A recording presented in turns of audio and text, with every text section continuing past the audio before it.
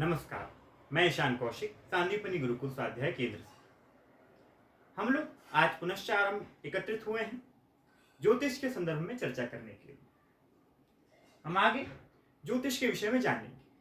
पिछली कक्षा में हम लोगों ने सिद्धांत स्कंध के बारे में समझा था कि सिद्धांत स्कंध किसे कहा जाता है, सिद्धांत का क्या तात्पर्य होता है।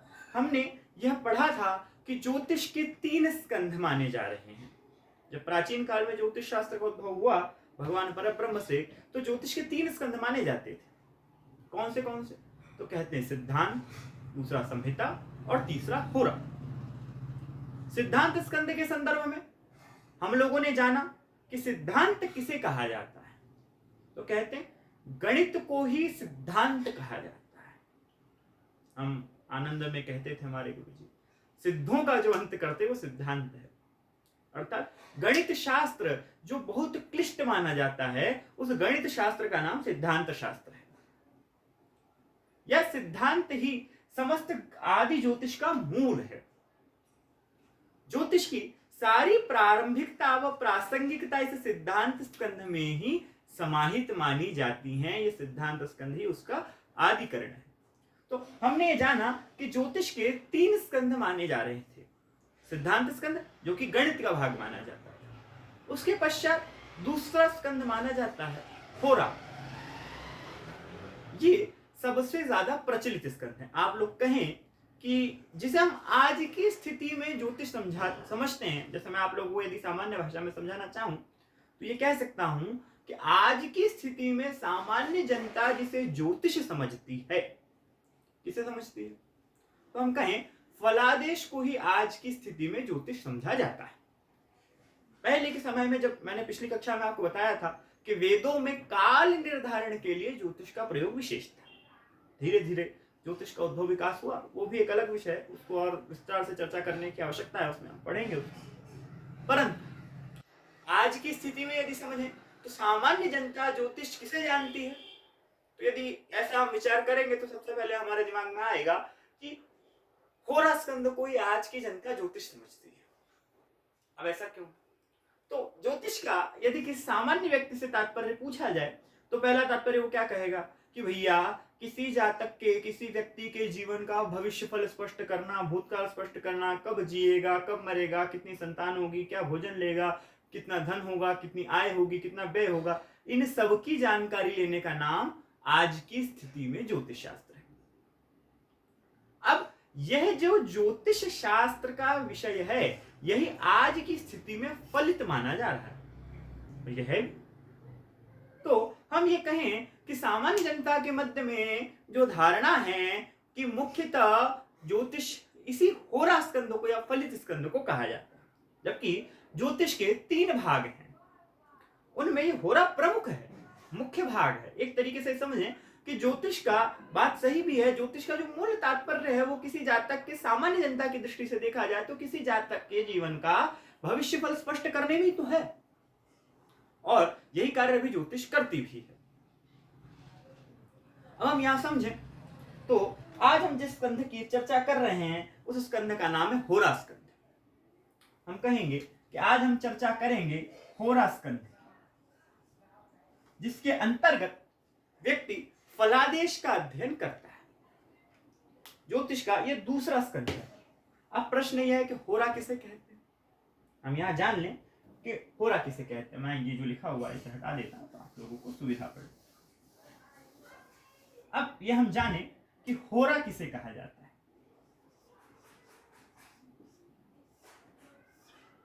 तो यदि सरल शब्दों में कहें तो 2 घंटे के समय को हम लोगों ने एक नामकरण दे दिया कि इसे हम होरा कहेंगे। 2 घंटे का जो समय होता है उस समय पीरियड को हमने एक नाम दे दिया, जैसे घंटा, मिनट, सेकंड होता है ना, ऐसे हमने 2 घंटे के पीरियड को एक नाम दे दिया कि इसका नाम होरा है। इसे ही सामान्य भाषा में होरा कहा जाता है। अब ये 2 घंटे का ही समय पीरियड क्यों है, इस बारे में भी हम लोग समझेंगे। तो पहले तो ये चीज समझिए कि ज्योतिष की कुछ टेक्निकल शब्दावलियां हैं। ज्योतिष कुछ टेक्निकल शब्दावली पर चलती है, जैसे न्याय शास्त्र, कानून है, कानून की कुछ अपनी नैसर्गिक टेक्निकल शब्दावली, कुछ तकनीकी विशेष शब्द हैं उसमें, जिसके आधार पर कानून चल रहा है, बीएनएस चलती है, कॉन्स्टिट्यूशन चलता है। ऐसे ज्योतिष में भी कुछ टेक्निकल शब्दावली। तो हम ज्योतिष में किसका अध्ययन करते हैं? हमने कहा काल का अध्ययन करते हैं। किसका अध्ययन करते हैं? काल का अध्ययन करते हैं। तो इस काल में क्या आता है? काल में आप कह सकते हो वर्ष, मास, दिन, महीना, मिनट, घंटा, ये सब तो आते हैं। पर हमारे लिए सबसे बेसिक यूनिट मिनट आदि को छोड़ करके कहें तो जो ब्रॉडली हमको दिखती है वो यूनिट है दिन और रात की। अर्थात ये हमारे सबसे बड़े काल निर्णायक हैं जो हमें प्रत्यक्षतम नेत्रों से दिख रहे हैं। मिनट और सेकंड। ज्योतिष तो खैर इतनी सूक्ष्मता से काल निर्णय करती है, काल गणना करती है। जब हम काल गणना का विषय यहाँ पढ़ेंगे तब उसको समझेंगे कि एक पद्म पत्र के छेदने की 10,000वें मिनट को माने 10,000 पद्म पत्रों को एक सुई अपने आप से छेद दे तो उस समय को भी क्या कहा जा रहा है, उसके लिए भी एक शब्द का निर्धारण यहाँ किया गया।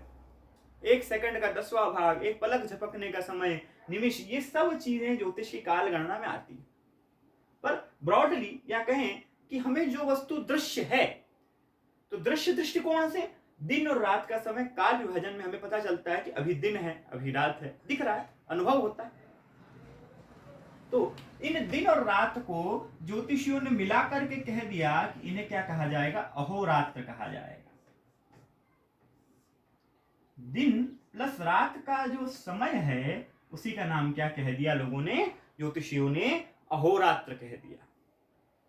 अर्थात फिर से इस परिभाषा को समझें।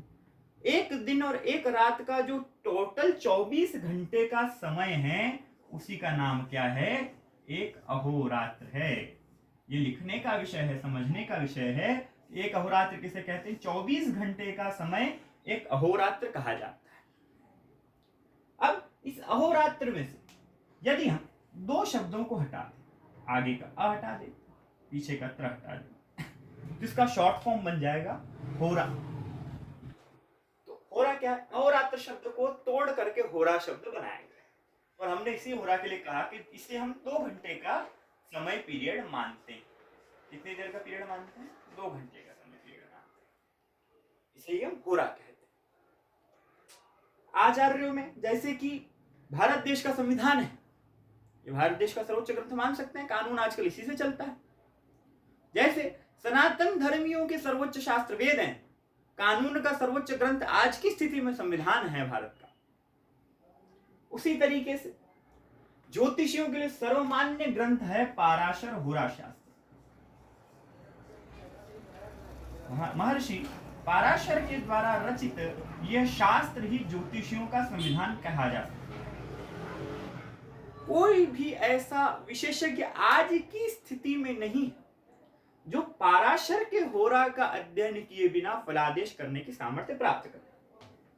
मतलब समझने योग्य बात यह है कि अब किसी ज्योतिष के छोटे से छोटे अभ्यर्थी से लेके बड़े से बड़े आचार्य तक में यह सामर्थ्य नहीं है कि पाराशर होरा शास्त्र के बिना फलादेश किया जा सके। ऐसा नहीं है कि ऋषियों से पूर्व में यह नहीं कहा जा सकता कि पाराशर से पहले ज्योतिष की पद्धति नहीं रही होगी, संभावनाएं रही हो, पर हमें अब वह प्राप्त नहीं। जो प्राप्त है वह पाराशर होरा शास्त्र है। और जितना सूक्ष्म, सटीक व स्पष्ट फलादेश पाराशरी होरा का है, अभी तक किसी भी वैदिक ज्योतिष के ग्रंथ को इतनी स्पष्टता से मान्यता नहीं मिली है। मैंने आपसे कहा था कि प्रथमा के ज्योतिष के विद्यार्थी से लेकर के पीएचडी, डॉक्टरेट और विभाग अध्यक्ष बनकर बैठे ज्योतिषाचार्यों को भी पाराशर होरा का सहारा लेना पड़ेगा। यह ज्योतिषियों का आदि ग्रंथ कहा जाए तो कोई अतिशयोक्ति नहीं है, क्योंकि ज्योतिष के जितने भी सिद्धांत हैं, जितने फल कथन के, जितने गणित कथन के, जितनी स्थितियां, जितनी प्रयुक्तियां, फलादेश के लिए जो जो युक्तियां बन सकती हैं, वे सब पाराशर होरा शास्त्र के अंतर्गत आती। अन्य तो छोड़िए, यह इतना सूक्ष्म फलादेश करता है कि आप पूर्व जन्म में किस योनि में उपस्थित थे यहां तक बताने की सामर्थ्य पाराशर होरा शास्त्र में है।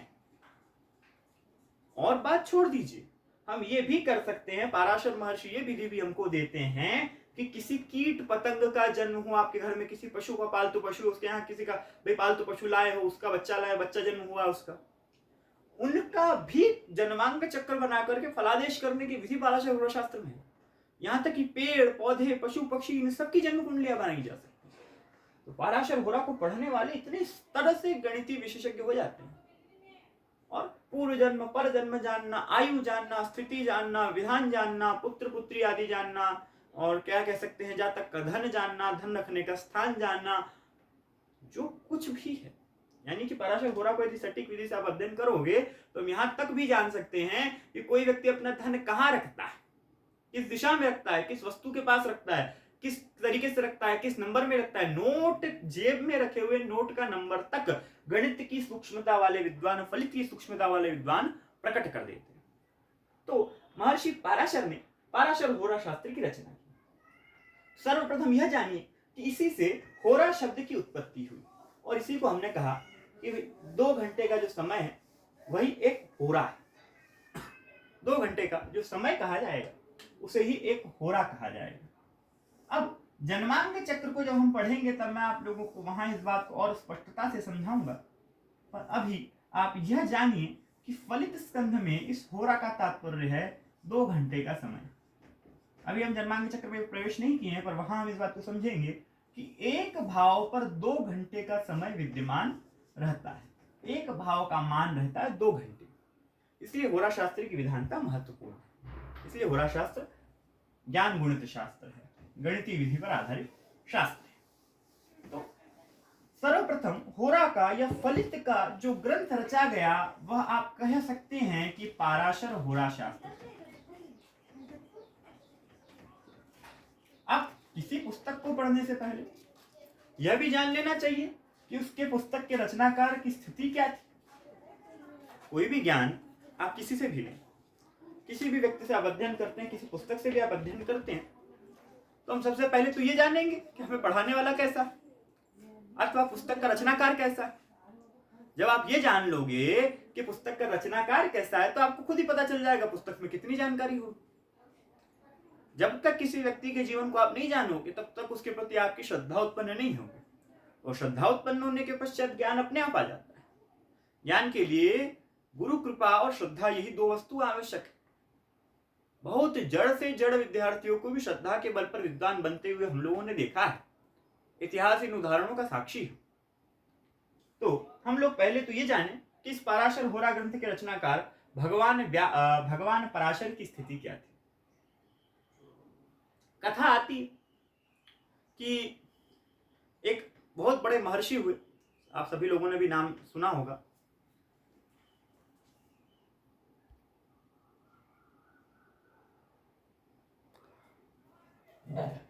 आप सभी लोगों ने भी नाम सुना होगा महर्षि वशिष्ठ।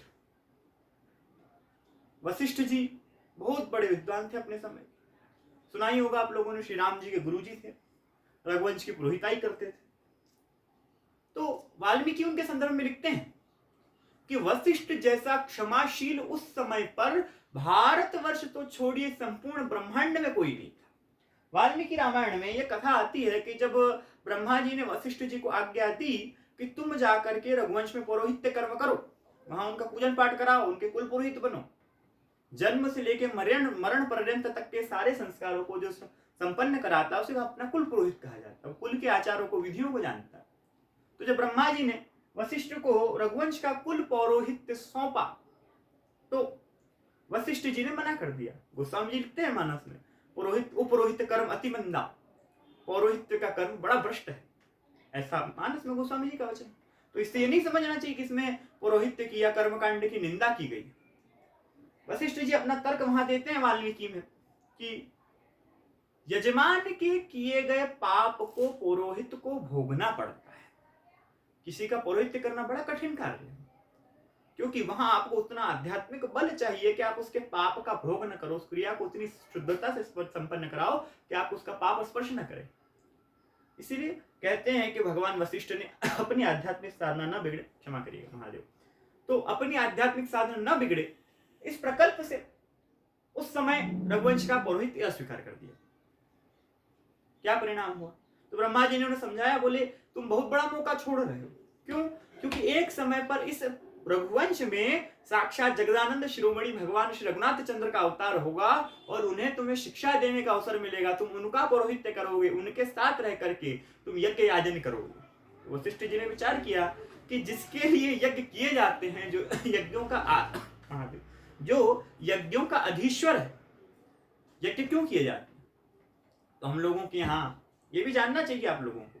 तो हम लोगों के यहाँ एक बहुत बड़ी प्रसिद्ध उक्ति है कि नारायण परामखा, नारायण परा क्रिया, नारायण परामखा। यज्ञ भी नारायण परक है। यज्ञ की आवश्यकता इसमें नहीं है कि उसको करने से आपको धन मिले, उसको करने से आपको कुछ मिले, वो तो खैर मिलेगा ही, वो उसका फल है, अर्थवाद है, उसका फल है। यज्ञ करने वाले को, क्रिया करने वाले को क्रिया का, कर्म का फल मिलता ही मिलता है। तो परमात्मा का प्रकृति का नियम है, उसे कोई टाल ही नहीं सकता। परंतु यज्ञ का या किसी भी धर्मशास्त्र का फल भारतीय सनातन संस्कृति में सदैव ये रहा है कि धर्मते विरति जोगते ज्ञाना, धर्म करते हुए व्यक्ति को इतना शुद्ध हो जाना चाहिए। हमारा प्रश्न यहां ये उठना चाहिए कि धर्म क्यों किया जाता है? तो धर्म करते हुए व्यक्ति को इतना शुद्ध हो जाना चाहिए कि वह भगवान की ओर लग सके। ईश्वर की प्राप्ति के लिए गृहस्थ धर्म का आचरण किया जाता है, ये भारतीयों का सिद्धांत रहा है। और हम कह सकते हैं कि हम उस सभ्यता से आते हैं जहां पर संसार को भोग के लिए नहीं भोगा जाता, योग के लिए भोगा जाता है। यदि योग के द्वारा भोग करते हुए भगवत प्राप्ति की राह दिखाने का सामर्थ्य किसी में है तो सत्य सनातन धर्म में, भारतीय वैदिक सभ्यता में। तो वशिष्ठ जी ने जब ये समझा कि जिनके लिए ये यज्ञ किए जाते हैं, जिनके लिए इन यज्ञों का अनुष्ठान कर रहे हैं, जिनकी प्रसन्नता के लिए इनका अनुष्ठान किया जाता है, वे ही परमात्मा, जिनके लिए वेद पढ़ा जाता है, जिनके लिए विद्या पढ़ी जाती है, जिन्हें प्राप्त करने के लिए ही मनुष्य आया है, वे परम ब्रह्म, परम पुरुष, पुराण पुरुष भगवान श्री राम मेरे समक्ष बैठ करके मेरे यजन को स्वीकार करेंगे, मुझे अपना गुरु बनाएंगे, अपना पुरोहित बनाएंगे। संसार के गुरु, जगत गुरु भगवान श्री राम मेरे शिष्य बनेंगे। इतना गौरव जब महर्षि वशिष्ठ को लगा तो वशिष्ठ जी के नेत्र सजल हो गए, हृदय विबल हो गया। उन्होंने तुरंत से रघुकुल का पौरोहित्य स्वीकार कर लिया। तो कथा एक समय ऐसी आती है कि एक राजा हुए त्रिशंकु, रघुकुल के राजा थे, बड़े विद्वान प्रतापी थे। किसी कारणवश उनकी इच्छा हुई कि मैं सशरीर स्वर्ग जाऊं। देखिए, मनुष्य ना गलती यही करता है। मैंने आपसे पहले भी कहा कि पुराणों की या शास्त्र की या रामायण आदि की कथाएं जब घटी होंगी, हमें उन लोगों से क्या सीख लेनी चाहिए, हमें यह समझना होगा। तो मनुष्य की गलती यह है कि वह यह समझता है कि मैं स्वर्ग को मृत्यु के बाद प्राप्त करूं। वह यह भूल जाता है कि परमात्मा ने हमें इसीलिए भेजा है कि हम जीवित रहते हुए स्वर्ग का निर्माण करें। और शास्त्र में यह सिखाते हैं कि जो जीवित रहते स्वर्ग का निर्माण धरती पर न कर सका, वो मृत्यु के पश्चात स्वर्ग का अधिकारी नहीं हो पाता। स्वर्ग या नरक जहां होगा होगा ही, शास्त्र ने कहा, हम उस पर प्रश्न नहीं उठाते।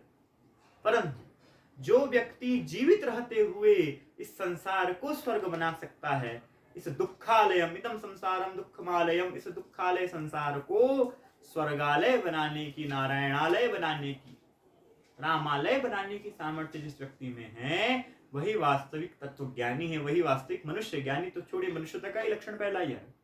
तो मनुष्य चाहता ही है त्रिशंकु की तरह कि हम मृत्यु के पश्चात स्वर्ग जाएं, परंतु हमारी मृत्यु ना हो। मृत्यु से सभी डरते हैं। त्रिशंकु का विचार था कि मरना पड़ेगा स्वर्ग जाने के लिए, मैं सशरीर स्वर्ग जाऊं। जबकि स्वर्ग में शरीर के साथ प्रवेश नहीं होता है, स्वर्ग का नियम है। भाई स्वाभाविक बात है, शरीर छोड़ना पड़ेगा।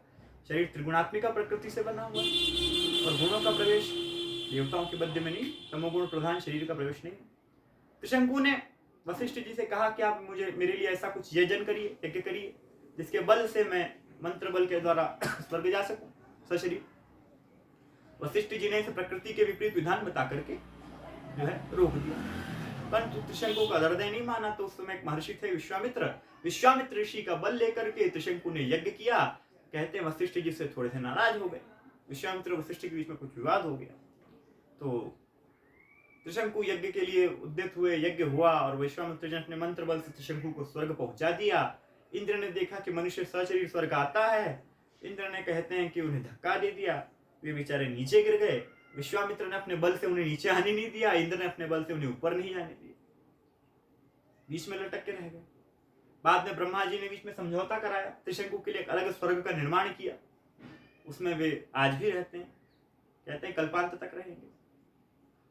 कुछ लोगों की स्थिति भी ऐसी हो जाती है, वे ज्ञान के त्रिशंकु हो जाते हैं, प्राप्त बहुत ऊंचा करना चाहते हैं परंतु बेसिक से शुरू नहीं करते। यदि किसी भी जानकारी को आपको प्राप्त करना हो तो उसे बहुत निम्न स्तर से प्रारंभ करिए, छोटे से छोटे स्तर को, हर पहलू को जानेंगे तो किसी भी विषय के विशेषज्ञ हो जाएंगे। कोई भी बड़ा मकान एक दिन में नहीं बन सकता, पहले उसमें एक नींव होनी चाहिए, नींव बनाने का प्रयत्न करना चाहिए। तो विश्वामित्र वशिष्ठ के मध्य में विवाद हुआ, इससे विश्वामित्र जी थोड़े कुपित हो गए। वो राजा थे, पहले क्षत्रिय स्वभाव उनके अंदर था, तपस्या के बल से ब्राह्मणत्व प्राप्त करने का प्रयत्न कर रहे थे, वशिष्ठ जी ने ब्राह्मण मानते नहीं रहे। उस बल के प्रभाव से विश्वामित्र जी को थोड़ा सा रोष हुआ। विश्वामित्र ने रोष के द्वारा, एक राक्षस था, उस राक्षस को भड़का करके वशिष्ठ जी के 100 पुत्रों की हत्या करवा दी। वशिष्ठ जी के सबसे बड़े पुत्र थे महर्षि शक्ति, उस समय उनकी पत्नी गर्भवती थी, गर्भ में एक बालक था। वशिष्ठ जी के सारे पुत्रों की मृत्यु होने के बाद वशिष्ठ जी शोकमग्न हो गए। शोकमग्न वशिष्ठ जी ने अपने शरीर को त्यागने का विचार किया, तो नारायण ने आकर के, भगवान नारायण ने उन्हें आकर के समझाया कि तुम्हारे कुल में एक बालक अभी जन्म लेने वाला है, बालक बड़ा विद्वान होगा, अतः अभी तुम्हारा शरीर दाह उचित नहीं है। हुआ भी यही, बालक का जन्म हुआ। बालक थे महर्षि पराशर। बालक साक्षात प्रकांड विद्वान था, कहते हैं भगवान रुद्र का अंश था, शिव जी का बहुत भक्त भी था। खूब महादेव की अर्चना की, 7 वर्ष की अवस्था में मंत्र बल प्राप्त कर लिया। जब पता लगा कि मेरे पिता को राक्षसों ने खा लिया तो महर्षि पराशर ने एक 7 वर्ष की आयु में एक सत्र राक्षस यज्ञ आरंभ कर दिया। उस राक्षस यज्ञ में उन्होंने मंत्र बल से राक्षसों का संहार करना शुरू कर दिया। कहते हैं उसमें हजारों राक्षस मारे जाने लगे। तो राक्षसों के कुल के वृद्ध थे महर्षि पुलस्त्य जी। पुलस्त्य जी ने आकर के पराशर को समझाया, उसे विद्वत्ता का वरदान दिया और उस सत्र से निवृत्त किया। तो ये जानिए कि पराशर इतने बड़े विद्वान थे कि 7 वर्ष की अवस्था में उन्होंने पृथ्वी पर उत्पात बचाने वाले राक्षसों का अंत करना आरंभ कर दिया था। तो इतने बड़े वे विशेषज्ञ थे शास्त्र के। पुलस्त्य जी के और शंकर जी की अर्चना के प्रभाव से उन्हें बड़ा बल प्राप्त हुआ था विद्या का। उन्होंने ही पाराशर होरा शास्त्र की रचना की। क्यों की है? क्योंकि कलिकाल में व्यक्ति अपने जीवन के कष्टों को जान करके उन्हें सही तरीके से समझते हुए, उसका प्रयोग करते हुए, कष्टों से बचते हुए सुखों के मार्ग की ओर अग्रसर हो और अपने जीवन को सुचारू, सत्य और संभाषित बनाए। इसके लिए भगवान पराशर ने पाराशर होरा शास्त्र की रचना की है। तो आज के लिए पराशर के जीवन पर्यंत विकास तक ही हम लोग सीमित रहेंगे। कल हम लोग पाराशर होरा शास्त्र के कुछ अन्य फलित संबंधी ग्रंथों का भी अध्ययन करेंगे, उनके संदर्भ में भी जानेंगे। पुनश्च फिर हम पंचांग की ओर बढ़ेंगे, जिससे कि हमारा ज्योतिष का अध्ययन सुचारू रूप से चल सके। तब तक के लिए सभी को जय श्री राम, हर हर महादेव।